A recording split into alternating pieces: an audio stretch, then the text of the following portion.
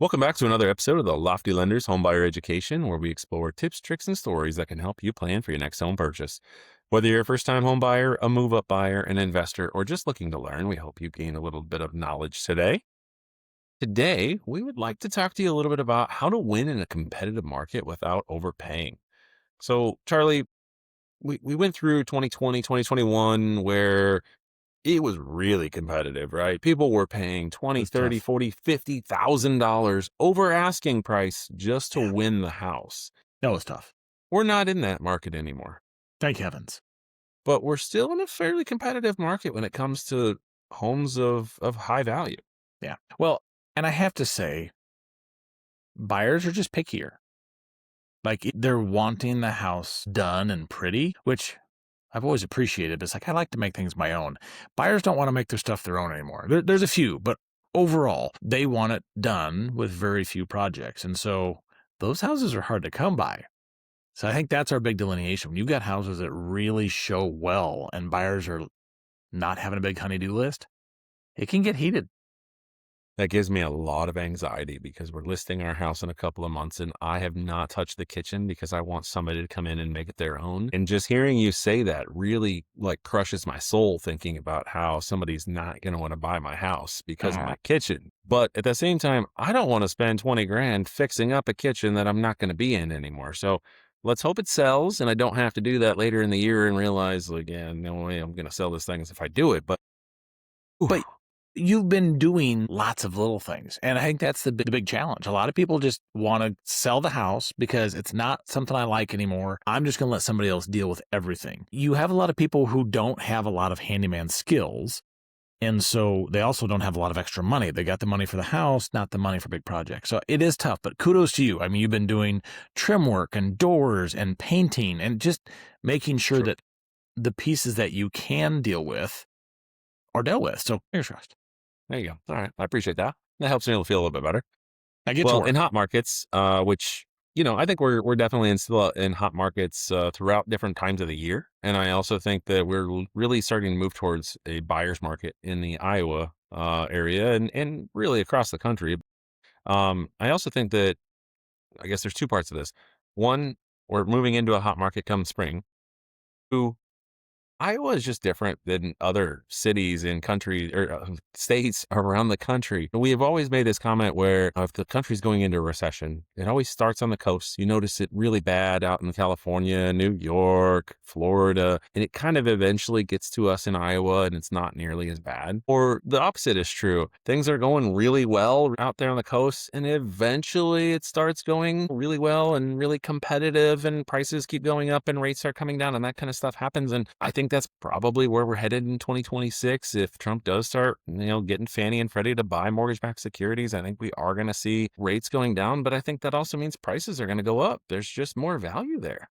And I think that's where you and I struggle. We want to see things get cheaper for people, but I'm actually changing my tune over the last year or two because things don't get all that much cheaper, but we spend a lot more. And so that competitive market, a lot of it is everybody focusing and staying in their lane, do as much as you can control of yourself. And then that way, when the opportunity arises, you have houses come up you can be aggressive with. But yeah, Iowa's like this. I mean, that's the nice part. We love Iowa that way. I mean, anything coming in the Midwest, it comes outside in. We just don't have as much volatility. The excitement slows down by the time it gets to us, and the negative slows down by the time it gets to us.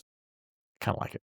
Exactly. So customer comes into the office and says, Charlie, I really like these houses, but every time I keep putting an offer in, somebody comes in with a cash offer or someone comes in with a stronger offer. How can I compete with those cash buyers or when I go into a bidding war? What are some of the things you respond to customers with? And I'll be honest, we haven't had as many cash lately.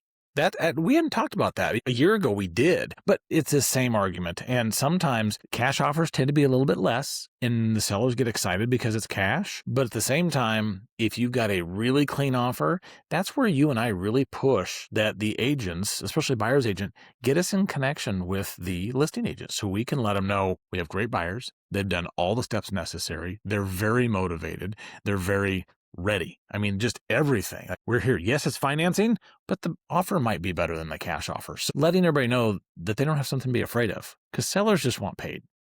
And I think that's why they really lean towards that cash because there's just fewer hurdles. But we have a lot of buyers that if you do your due diligence, it doesn't take a lot of extra work. You can be that nice, solid rock that the seller's going to love to see your offer.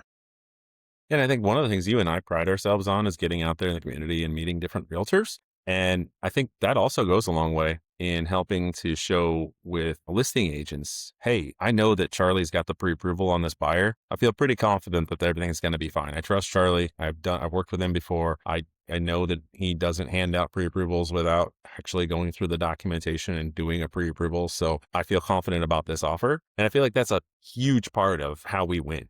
We want to be known. We want to be seen. We want people to know, I'll tell Money Man, I've never heard of that guy before, right? I know that I've seen his name on a couple pre-approvals and things went well and I had no issues. So that's what we're here for. I'm not working at a big box store where, it might go right today. It might not go right next week. We'll see, Yeah. Well, and I think on that note, real quick, we're different topic, but there's always something that comes up. The difference is we can maneuver on a dime. Great. We got to pivot because somebody quick got a new job or the seller had an issue. I mean, we've had sellers where someone goes in the hospital. It's like, now what do we do? They can't sign the paperwork. So Yeah. we help pivot as fast as we can. So that way you just get from A to Z without anybody having hair on fire. It's great. So there are a few things that you can do to win in a competitive market. One of those is making sure that you've got the strongest loan type. Now, some people are going to come into us and say, well, I got a 680 credit score and I want to buy a house and I'm looking in let's just call it the 200 to 250 range. It's springtime in Iowa, 200 to 250, those things fly off the shelf as like hotcakes, right? They just don't sit on the market unless there's something wrong with the house. And there's just not very many. Right. There's not enough of them. A lot of people are getting really particular. We've talked about this in past episodes. Buyers are getting more picky with some of these houses. And so those 200 to 250 homes, if they're sitting there and they're available, they're probably going fast. So sometimes they're going to look at the offers and say, well, I'd rather go conventional than FHA because conventional, I know the appraisal is going to be less picky. So if we can get you to a conventional approval and we know you're in that market, that's how we're going to make you more competitive. Right. Big time. Getting it, again, it's the same thing I always say, credit, improve it where we can, budget, improve it where we can, because if you come down to it, we don't want to see you walk away for $2,000, $3,000, $4,000, $5,000. It really doesn't mean much in the grand scope of things when if the house fits, that's a small price to pay as long as we make sure that you're comfortable and ready. Yep. The next thing I'd say is pre-approval versus pre-qualification. We've done a previous episode on this. Go back and look. But the biggest difference with the pre-approval is we've actually seen your documentation. We understand everything about your loan. We may have even sent it off to an underwriter to have it reviewed because it was kind of complex or convoluted. And we wanted to make sure the underwriter is going to approve it before you write an offer. Pre-qualification, you gave me a call. You told me what your income is. You told me how much money you have saved up. And I pulled your credit and it was good enough to go. That's really all a pre-qualification is. I don't do a lot of those unless somebody, isn't really going to be in a competitive situation. Or maybe they call me up and they say, Kyle, I make $1 million and I have $1 million in my accounts and I want $100,000 loan. And, they seem like they're that person. Okay, well then great. I'm not too worried about it, And right? But for the most part, that's not that's not happening at all. It's not helping anybody. I mean, it feels good because someone got the answer, but it's not helping anybody in the process. We want to make sure everybody gets where they want to go, especially the buyer. We want that person, but we need to coddle the agents and coddle the seller because we need their yes. Next up, I'd say appraisal gap coverage is another good one. And what that means is when your home, say you purchase a house at, let's go with 400,000 round number. And I'm going to use another round number and say that the appraisal came in at $350,000. Nobody ever wants to hear that, but in a competitive market situation, right.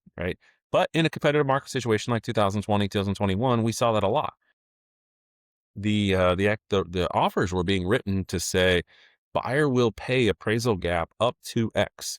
It might have been up to $50,000. Sometimes there was no up to. It was just buyer will pay appraisal gap, and that's really scary because that thing could appraise for $200,000, and you've got to bring an extra 200 from 201 all the way up to 400,000 in cash separately from your minimum down payment of 3, 5, 10%, whatever you have to put down on your new loan.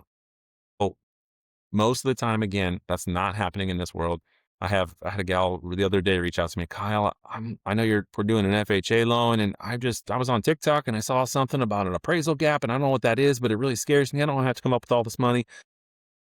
we're not in that market. If the value comes in low, we'll talk about it. Well, your agent will work with a seller's agent to try to negotiate a better situation for you. And worst case scenario, if it doesn't work out, you can walk away because the value of the home is not there. And But we don't and want to that's see a that special happen. We don't want you to do circumstance. that. That's why it's Yeah. important to write your offer and do your loan with very specific details, because then you don't get them. That's not even an issue if you write it right.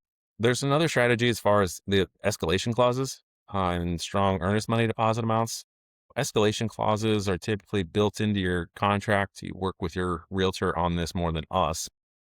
Ultimately, you might say, I'm willing to pay another $5,000 more than the best offer that came in, or I'm willing to pay $3,000 more per additional offer that comes in just to show you how strong my offer is, how much I want this house, whatever. Those are things that agents really work through more than we do, but those can improve the strength of your offer. And then also strong earnest money deposit. I've seen a lot of purchases that come in at $500 to $1,000, but when you really want that house, maybe you put down $5,000 in earnest. That is your good faith deposit that you want to purchase that home. If a seller sees that you're willing to put up $5,000 to buy their house, and if you decide to run away and back out of this whole thing, they get to keep your $5,000. They're feeling pretty good about taking your offer because they know you're really interested and you're actually going to follow through. And that's the key. Just showing what you are willing and able to do and making sure it matches. You don't want to say something that you're not willing to do. And we did see that happen. But this is where a solid real estate agent is going to take and lay it out and say, hey, we got 1, 2, and 3. Based on where we're at, this is what we're going to do. But again, they should be going within parameters of what you are comfortable with and willing to do. It's not something you just write down and then go, I didn't mean it. You have to stick behind it. And finally, another point I would make is, work with a lender that can provide fast closings or potentially even have the loan underwritten up front so that you can be as competitive as a cash buyer in some situations. I know that just recently I had an agent give us 45 days on a closing. The buyer said, I really want to close in like 35 days, but I was told I have to give you 45 days. I said, well, number one, I love your agent for thinking that. But number two, we're not in a really busy market right now. So, 45 days FHA, that's not really necessary, but eh, it's nice. We'll get you closed sooner. I promise. We'll take care of this. You want to get in by the 2nd of February? I'll have you in by the 2nd of February. We still have a month. We're fine. And again, you just got to talk about it ahead of time. Sometimes there's no way you need that much time. Other times, okay, the house is getting finished up. It's not even going to be ready. Well, then we need that time. Love it.